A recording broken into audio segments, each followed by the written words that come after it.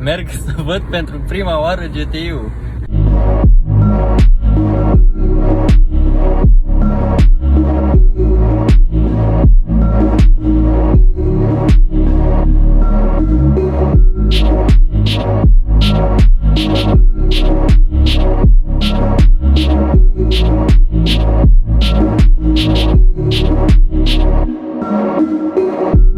Ai mei l-au văzut, dar le-am zis, bă, nu-mi trimiteți nimic, vreau eu să o văd cu ochii mei.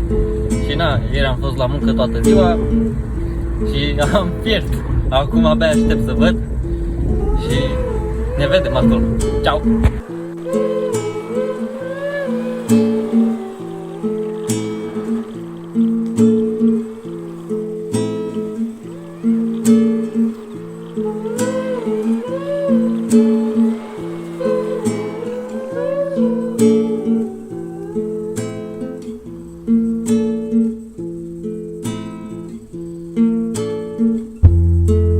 My friends and how we like to wake up in slow motion and think about the things we never do.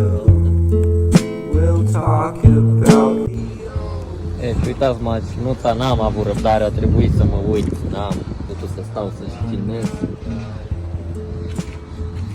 O fi fost folosită la curse, eu știu, dar o facem mai originală. Sincer, e mult mai ok decât mă așteptam. Pe jantele astea sigur luăm ceva, ca să luăm și noi ce trebuie. Am văzut, nu știu dacă are pe spate, dar are, pe față are suspensie sport fixă. N-arată rău deloc, rucină așa superficială.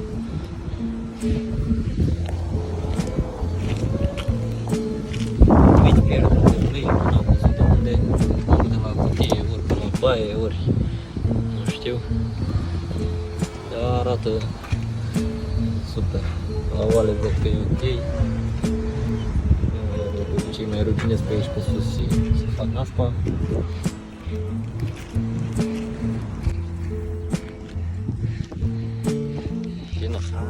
Exact cum mi-am dorit. Trapă două uși.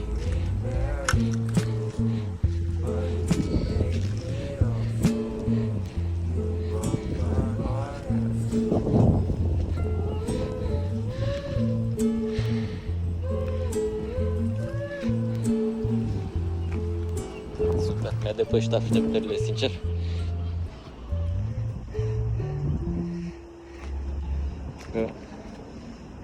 N-am luat nici cel mai cadavru, nici cel mai țiplă, să avem de lucru, mi se pare că avem o bază bună.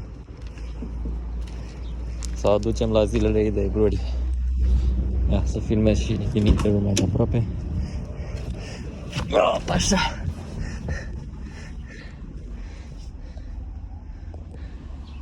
Da, nici plafon nu are.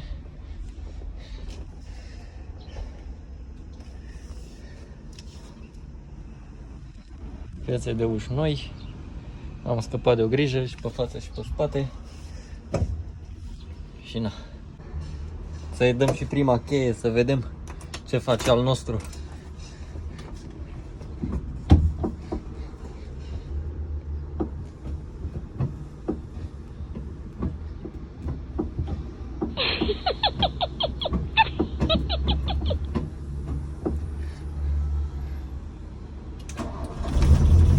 Bă, ești nebun.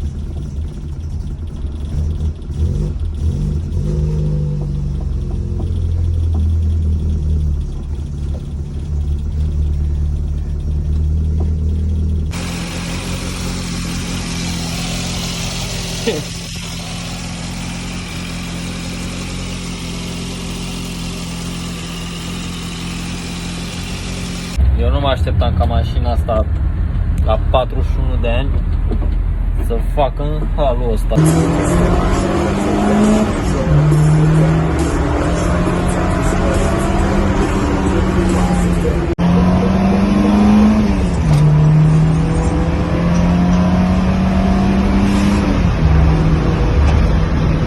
Samba.